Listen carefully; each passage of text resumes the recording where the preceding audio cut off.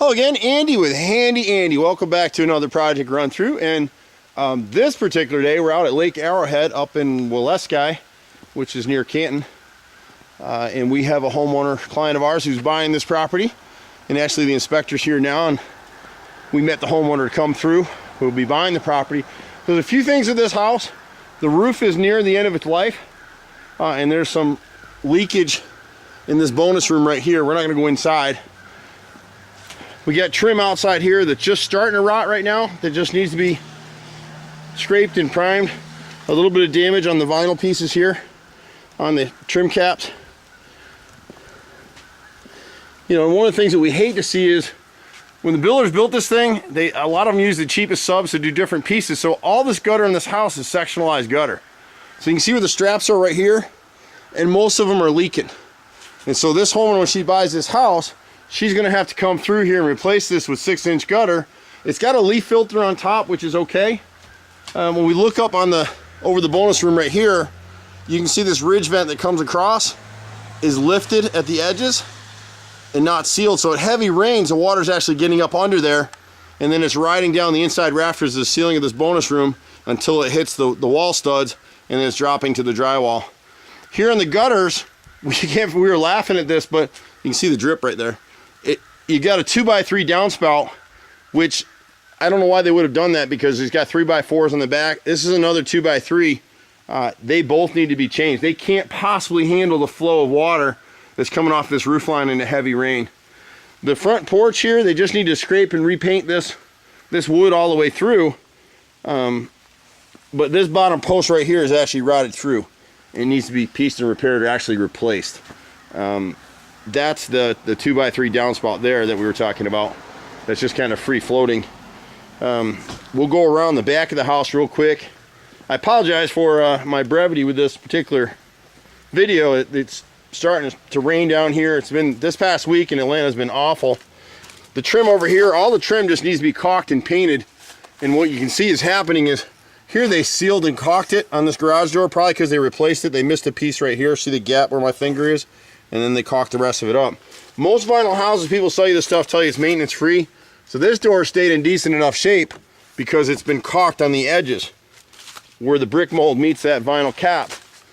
Here on the garage side, this gutter has to be replaced now. It's pulled away from the house. It's leaking in every section. It's got the 2x3 downspouts here that could never handle the flow of water coming off this roof line. And the other piece that we think is going on with this roof, you won't see the curls in it as much in this video just because it's wet out here. But we're pretty sure this vent boot is leaking right here. And they should have had a gutter section coming off this backside of would be the rear bedroom.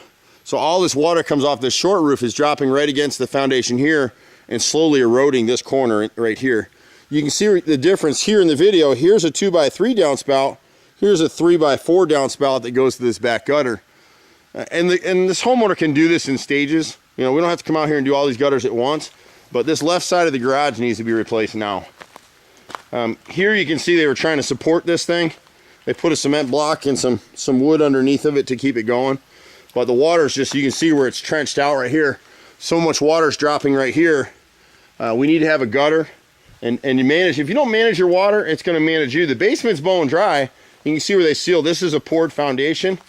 Somebody added this deck right here, and we're going to run out of time in a minute, but some of this is interior materials. Someone added this section right here. At a minimum, we've got to come in and redo these joists right here. They should be running perpendicular to the decking. So if you walk through here, there's no support up underneath here at all. And then at the back of the steps right here, right where that piece is, there's supposed to be another post dropped and set in concrete.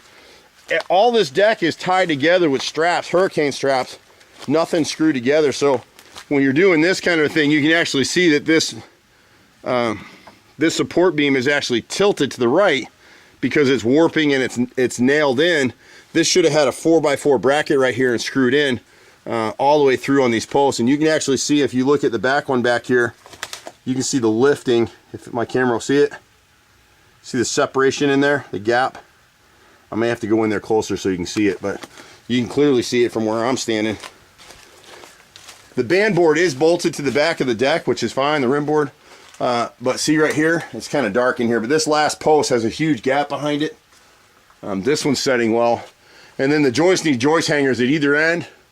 There's no ledger board at the end of this stuff.